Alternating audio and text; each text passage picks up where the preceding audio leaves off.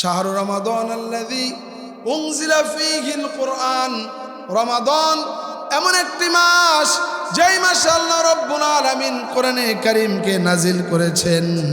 শাহরু রমাদান আল্লাযী উনজিলা ফীহিল কুরআন হুদাল লিন্নাস। এই কোরআন হচ্ছে মানুষের জন্য হেদায়েত। সুবহানাল্লাহ। হেদায়েত চাই, কোরআনের কাছে আসতে হবে, কোরআন শিখতে হবে, কোরআন পড়তে হবে, কোরআন জানতে হবে, কোরআন নিজে আমল করতে হবে, সমাজের মধ্যে কোরআনের আইন বাস্তবায়ন করতে হবে, তাহলে তুমি হেদায়েত পাবে। ঠিক না ভাই? ঠিক।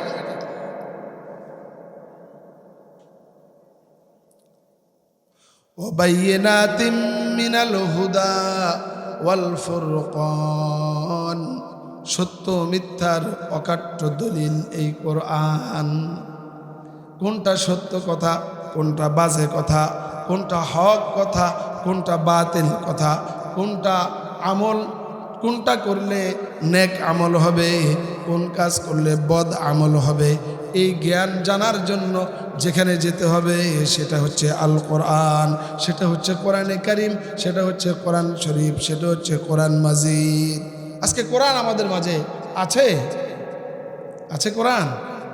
ওই জুলদানের ভিতরে মোড়াইয়া বাসার তাকের উপরে, পড়েও না ধরেও না। অধিকাংশ এরকম না ভাই? এরা নাকি মুসলমান। ঘুম থেকে 10টায় উঠে, নামাজ নাই, জিকির নাই, দাড়ি ক্লিন শেভ, চাঁদাবাজি করে, ডাকাতি করে, মিথ্যা বলে, এরা নাকি মুসলমান। এরা যদি মুসলমান হয়, বেঈমান হবে কে? এরা মুসলমান হইলে বেঈমান হবে কে? যুবক ও বন্ধু, তোমাকে বলছি, কোরআন পড়ো, কোরআন জানো, কোরআন মানো, আল কোরআনের সমাজ গড়ার প্রত্যয় গ্রহণ করো। আল্লাহ রাব্বুল আলামিন দুনিয়া এবং আখিরাতে ইজ্জত বাড়িয়ে দেবে। কোরআন নাই, যেখানে কোরআন নাই সেখানে হেদায়েত নাই।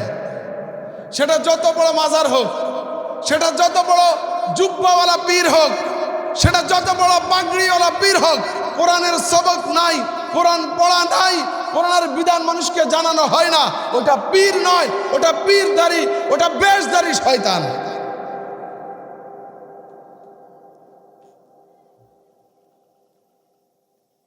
ওটা মুসলমানদেরকে ধোঁকা দেওয়ার জন্য বসেছে, ওটা ইহুদি খ্রিস্টানদের দালালি করার জন্য বসেছে। এই যে কয়েকদিন আগে দেখলেন না, নারায়ণগঞ্জে না কোথায়, খ্রিস্টান একদম বড় জুব্বা পাগড়ি, বড় দাড়ি, মসজিদের ইমাম, কিন্তু সে খ্রিস্টান। নবীর সুন্নতকে হাইজ্যাক করে, নবীর আদর্শকে বেশ হিসাবে ধরে মানুষের ইমান আখলাক ধ্বংস করে দিচ্ছে।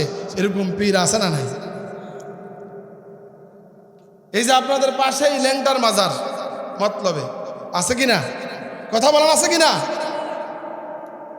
এই ল্যাংটার মাজারে কোনো ইসলাম আছে, দিন আছে?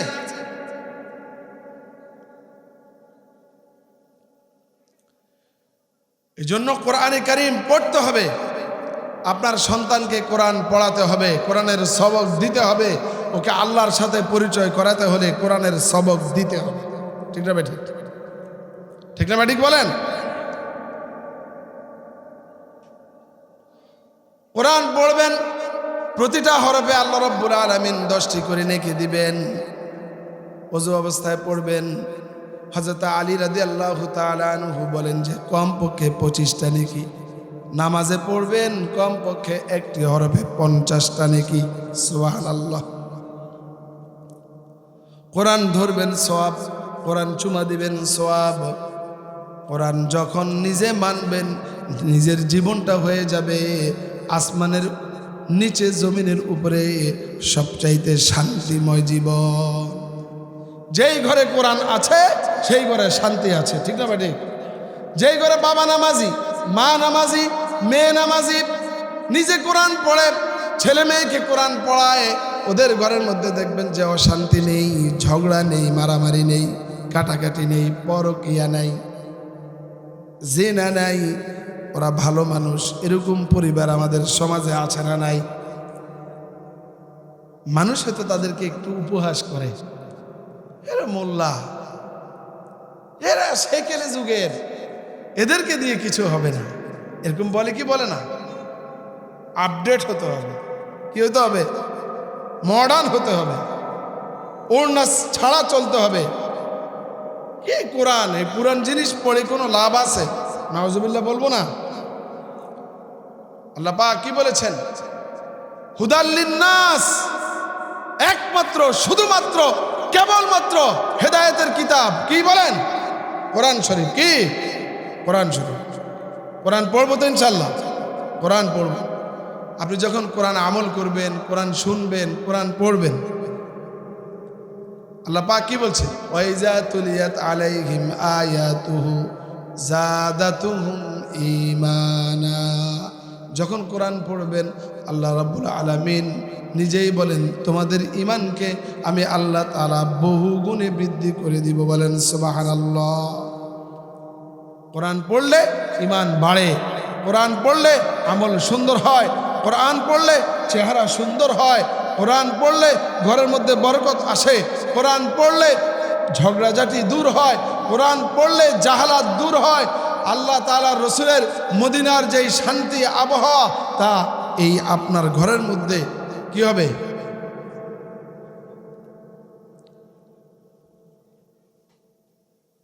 মদিনার শান্তি আবহাওয়া আপনার ঘরে আপনি দেখবেন, বহমান থাকবে।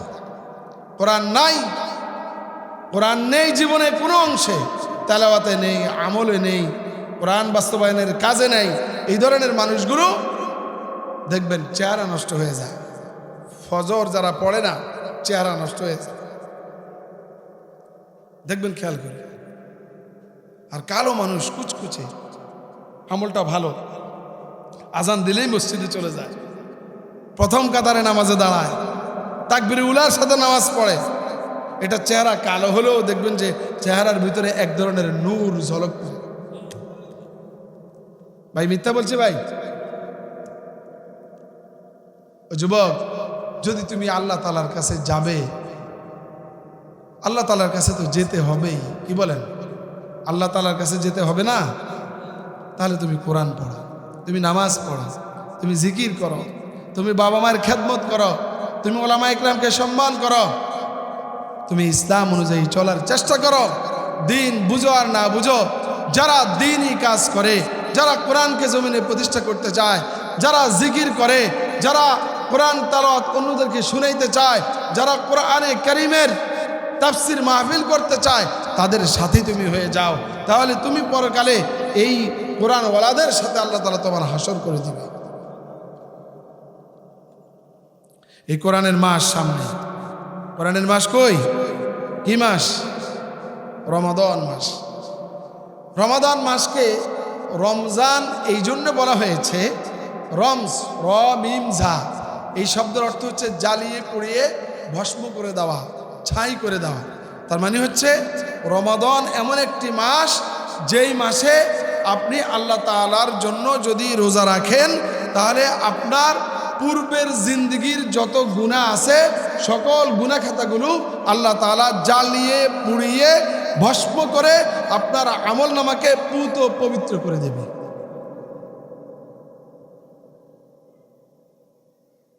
আমল নামাকে পুত ও পবিত্র করে দিবে, আমল নামা সুন্দর হয়ে যাবে। আপনার আমল নামায় আল্লাহ রাব্বুল আলামিন নেক দ্বারা ভরপুর করে দিবে। কোরআনের ফজিলত।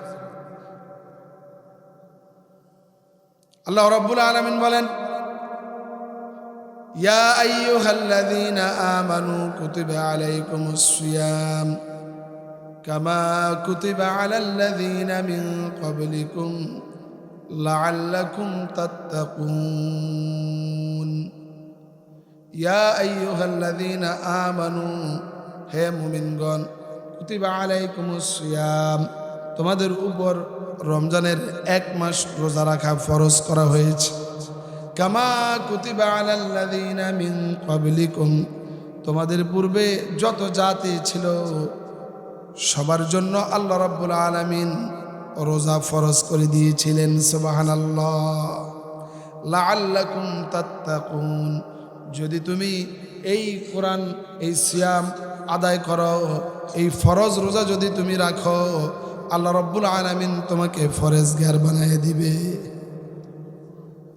নেককার বানিয়ে দিবে, তাকওয়াবান বানিয়ে দিবে, আল্লাহওয়ালা বানিয়ে দিবে, রসুলের মোহাব্বতকারী বানিয়ে দিবে। সুবহানাল্লাহ বলেন না?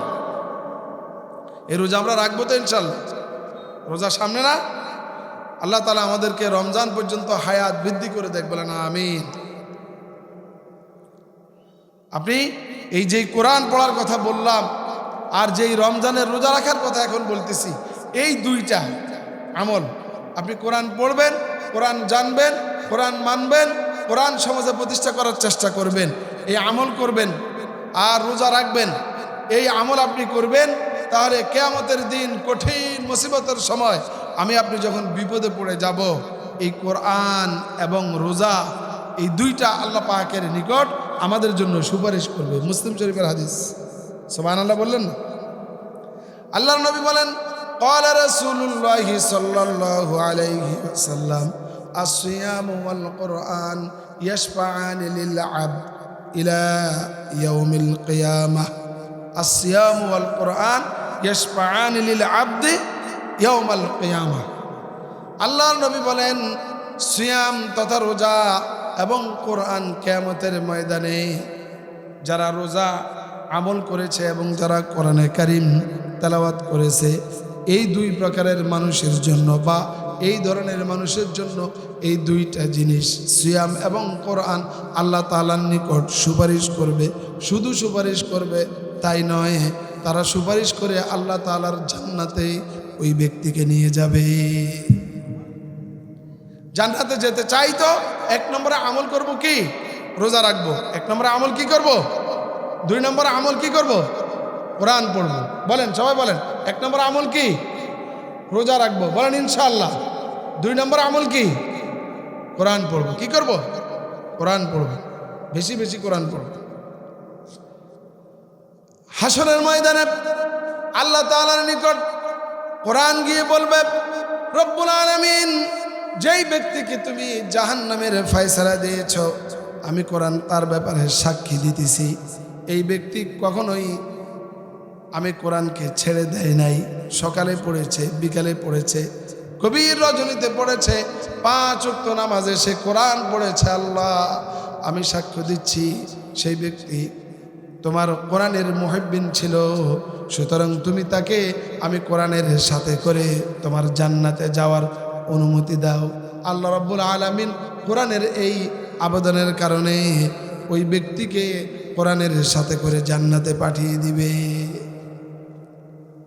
রোজা বলবে, আল্লাহ, এই ব্যক্তি ইচ্ছা করলে রোজা ছেড়ে দিতে পারত। রব্বুল আলামিন সারাদিন না খেয়ে সুবে সাদিক থেকে সূর্যাস্ত পর্যন্ত সময়টা প্রখর রৌদ্র ছিল, অনেক বড় দিন ছিল।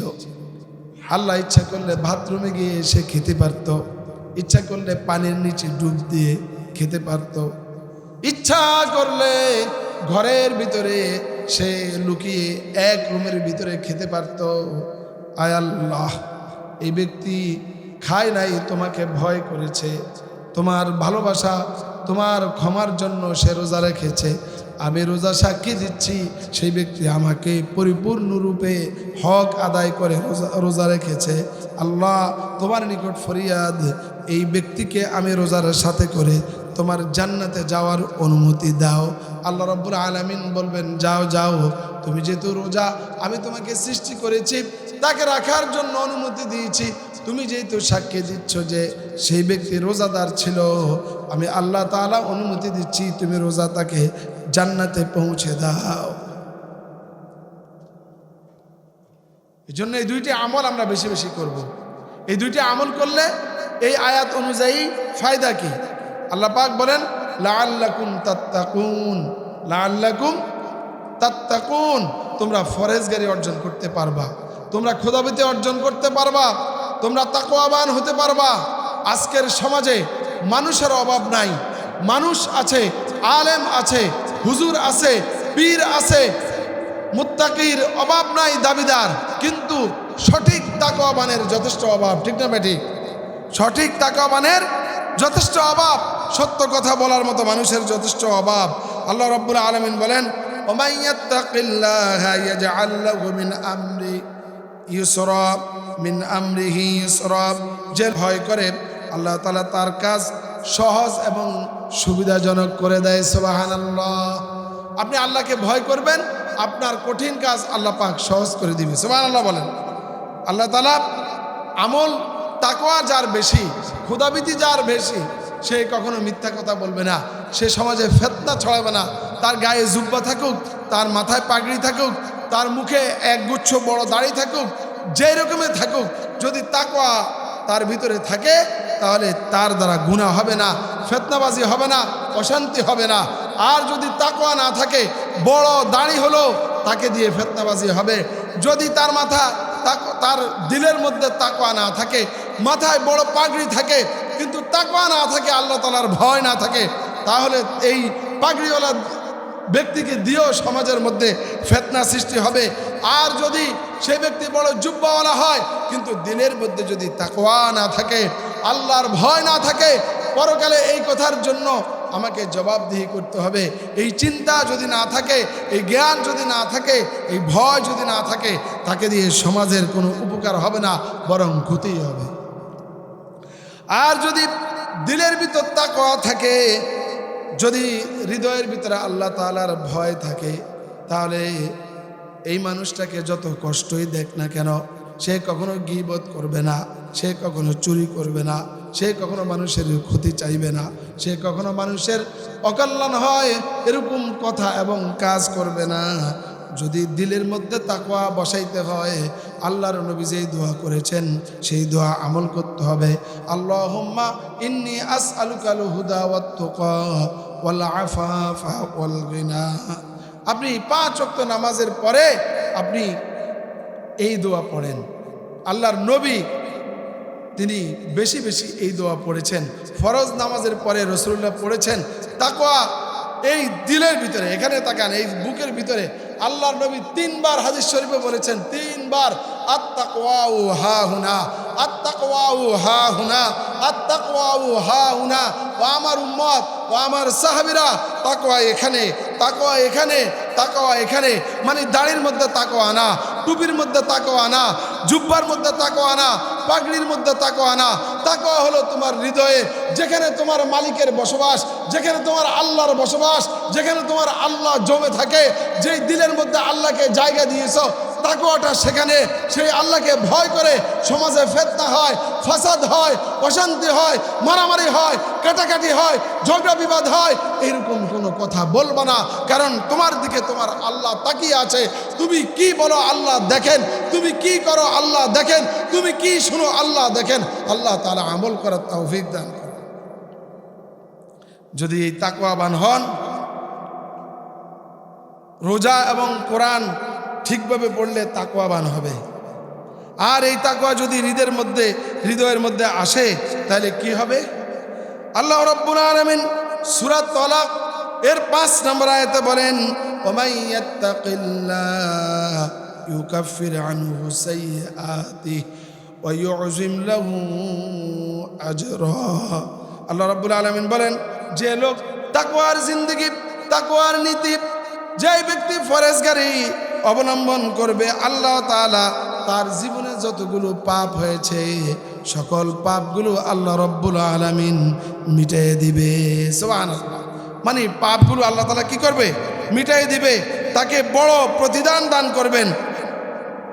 সাইয়্যাতিহি ওয়া ইউযিম লাহু আজরা, তাকে আল্লাহ তাআলা বড় বড় আজর দিবেন, প্রতিদান দিবেন। আল্লাহ পাক মহান, আল্লাহ পাক গরিয়ান, আল্লাহ তাআলার শুরু আছে শেষ নেই। আল্লাহ রাব্বুল আলামিন 8:30 আচ্ছা, আল্লাহ পাক তাকে বলছেন অনেক বড় আজর দিবেন, পুরস্কার দিবেন। বলেন আল্লাহ কত বড়, তার পুরস্কার কত বড় হবে? আল্লাহু আকবার বললেন না? আল্লাহ পাক বলছেন বড় আজর দিবেন, বড় প্রতিদান দিবেন।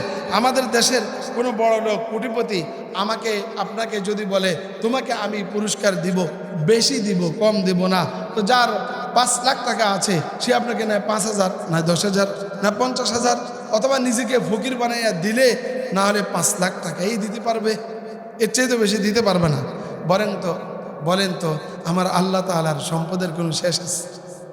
আল্লাহর খাজানায় কোনো অভাব আছে? তিনি বলছেন বেশি দিবেন। কত বেশি দিবেন দুনিয়ার কেউ জানে না, কোনো ক্যালকুলেটারে হিসাব করতে পারবে না, কোনো কম্পিউটারে হিসাব করতে পারবে না। তিনি বলছেন বেশি দিবেন, বেশি। কত বেশি দিবেন শুনেন, যেই ব্যক্তিকে সর্বশেষ আল্লাহ রাব্বুল আলামিন জান্নাত দিবেন। কি দিবেন? জান্নাত।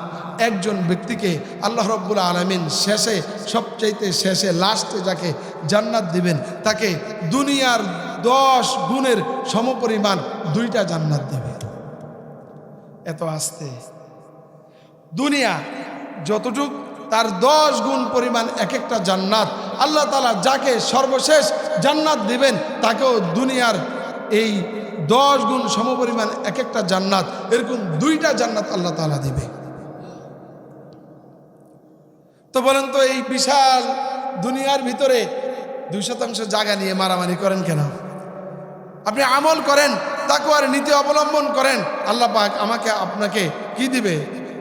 বলেন না কি দিবে? বলেন কি দিবে? ওয়ায়ুযিম লাহু আজরা। বলেন কি? ওয়ায়ুযিম লাহু আজরা। অনেক বড়, অনেক বড়, অনেক বড় পুরস্কার দিবেন। কত বড়, কত বড় দুনিয়ার কম্পিউটার বলতে পারবে না, কত বড় দুনিয়ার ক্যালকুলেটর বলতে পারবে না, কত বড় দুনিয়ার মোবাইল হিসাব করা যাবে না। অগণিত বিগয়রে হিসাব দেওয়ার একমাত্র মালিক, শুধুমাত্র মালিক একজনই দিতে পারেন, তিনি কে? সুতরাং সে আল্লাহ বলছেন তিনি দিবেন, তিনি দিবেন, তিনি অনেক বেশি দিবেন। আল্লাহ তাআলা নবী বলেন তাযাওয়াদু ফাইন্না খায়রা যাদিত তাকওয়া। এই তোমার পাথে সংগ্রহ করো, আর নিঃসন্দেহে সবচেয়ে উত্তম পাথে হচ্ছে, সবচেয়ে উত্তম অর্জন হচ্ছে তাকওয়া। সবচেয়ে উত্তম অর্জন কি? ওয়াত্তাকুনি ইয়া উলিল আলবাব। হে জ্ঞানী মানুষ, তোমরা আমাকে ভয় করো। তার মানে আল্লাহ পাক তাকওয়া শিখাচ্ছেন, আমাকে ভয় করো। মিথ্যা বলার সময় স্মরণ করো, আল্লাহ পাক হিসাব নিবে। জেনা করার সময় তুমি স্মরণ করো, ভয় করো, না এটা করলে আল্লাহ আমাকে শাস্তি দিবে। চুরি করার সময় এটা চিন্তা করো, না কেউ দেখে না, আসমান জমিনের মালিক আল্লাহ দেখে, তিনি আমাকে শাস্তি দিবেন, সুতরাং আমি এটা ছেড়ে দেই, আমি এটা ছেড়ে দেই। তুমি আরেকজনের বিরুদ্ধে মিথ্যা বলার সময় কেউ দেখে না, কেউ জানে না, কে জানে? আল্লাহ পাক দেখে, আল্লাহ জানে, সুতরাং তুমি ওটা ছেড়ে দাও, ওটা ছেড়ে দাও। আল্লাহ পাক বলেন ওয়ালামু আন্নাল্লাহা মাআল মুত্তাকিন। জেনে রাখো আল্লাহ তাআলা মুত্তাকিদের সাথে থাকেন, আল্লাহ তাআলা মুত্তাকিদের সাথে থাকেন। আল্লাহ তাআলা আরেক আয়াতে বলেন ফাইন্নাল্লাহা ইউহিব্বুল মুত্তাকিন। নিশ্চয় আল্লাহ তাআলা তাকওয়া অর্জনকারী ব্যক্তিকে, মুত্তাকিদেরকে আল্লাহ রাব্বুল আলামিন ভালোবাসেন। সুবহানাল্লাহ বলেন, সুবহানাল্লাহ। আমার ভাইরা, শেষ কথা বলছি। আল্লাহর নবী বলেন, বুখারী এবং মুসলিম শরীফের হাদিস, রাসূল সাল্লাল্লাহু আলাইহি সাল্লাম বলেন, হযরত আবু হুরায়রা রাদিয়াল্লাহু তাআলা আনহু থেকে বর্ণিত, আন আবি হুরায়রা রাদিয়াল্লাহু তাআলা আন ক্বিলা ইয়া রাসূলুল্লাহ মান আকরামুন নাস, মান আকরামুন নাস, মানুষদের মধ্যে সবচেয়ে সম্মানিত কে? হযরত আবু হুরায়রা রাদিয়াল্লাহু তাআলা আনহু রাসূলুল্লাহকে জিজ্ঞেস করলেন। আল্লাহর নবী বললেন ক্বালা আতকাহুম। আল্লাহর নবী বললেন সবচেয়ে ভালো মানুষ, সবচাইতে সম্মানিত মানুষ, সবচাইতে গুরুত্বপূর্ণ মানুষ, সবচাইতে ইজ্জতওয়ালা মানুষ, সবচাইতে দামি মানুষ, সবচাইতে ভালো মানুষ, যিনি তোমাদের মাঝে সবচাইতে বেশি তাকওয়াবান, যিনি তোমাদের মাঝে সবচাইতে বেশি পরহেজগার, যিনি তোমাদের মাঝে সবচাইতে আল্লাহকে ভয় করে বেশি, এই ধরনের ব্যক্তি বেশি আল্লাহ তাআলার নিকট সম্মানিত। আল্লাহ রাব্বুল আলামিন আমাদের সবাইকে আল্লাহ তাআলার ভালোবাসা পাওয়ার জন্য, আল্লাহ তাআলার ক্ষমা পাওয়ার জন্য, গুনাহ মাফ করার জন্য, আল্লাহর ভালোবাসা পাওয়ার জন্য, মানুষের নিকট সম্মানিত হওয়ার জন্য, দুনিয়া এবং আখিরাতে সম্মানিত হওয়ার জন্য তাকওয়ার গুণ অর্জন করার তৌফিক দান করুন, আমিন বলি। সমাজের মধ্যে যত আলেম ওলামা ফিতনা ছড়ায়, বিভ্রান্তি ছড়ায়, এদের থেকে মানুষকে হেফাজত করুক, বলেন আমিন। আল্লাহ রাব্বুল আলামিন সমাজের মধ্যে শান্তির ফয়সালা করুক, বলেন আমিন। আগামীর সংসদে যারা আল্লাহ তাআলার বিধানকে জমিনের মধ্যে কায়েম করবে, যারা রসুলের আদর্শ অনুযায়ী নিজেরা চলবে, মানুষদের প্রতি ইনসাফ করবে, যারা আল্লাহর হুকুম কোরআন অনুযায়ী নিজেরা চলবে, মানুষকে চালাবে, এই ধরনের মানুষদেরকে, এই ধরনের নেতাদেরকে, এই ধরনের দলকে আল্লাহ রাব্বুল আলামিন বাংলাদেশের আগামী সংসদের অধিকারী বানায়া, জাতির শাসক বানায়া এই দেশের মধ্যে ইনসাফ কায়েম করার ব্যবস্থা করুন, বলেন আমিন। আর এই মাদ্রাসার প্রতি আপনারা অবশ্যই সুদৃষ্টি রাখবেন। এখানে এই কোরআন শেখানো হয়। এতক্ষণ যে বয়ান করলাম এগুলো স্কুলে শিখছি না, মাদ্রাসা। সুতরাং আপনার সন্তান, আপনার নাতি, আপনার মেয়ে, আপনার নাতনি, এদেরকে কোথায় পড়াবেন? মাদ্রাসায়। কারণ মাদ্রাসায় পড়ালে তারা দিনদার হবে, তারা মুত্তাকি হবে, তারা আল্লাহওয়ালা হবে, তারা নবীওয়ালা হবে, তারা সমাজের মধ্যে অশান্তি দূর করার পূর্ণ চেষ্টা করবে, তারা সমাজকে বিশৃঙ্খলা থেকে বাঁচাবে, তাকওয়াবান মানুষ নিজে হবে, নিজে তাকওয়াবান মানুষ পয়দা করবে, এই সমাজকে অশান্তি থেকে, বিশৃঙ্খলা থেকে, সন্ত্রাস থেকে, চাঁদাবাজ থেকে মুক্ত করার জন্য মাদ্রাসার শিক্ষাই আমাদেরকে দিতে হবে। আল্লাহ তাআলা কবুল করুন, বলেন আমিন। ওয়া আখির দাওয়ানা আনিল হামদুলিল্লাহি রাব্বিল আলামিন। আসসালামু আলাইকুম ওয়া রাহমাতুল্লাহ।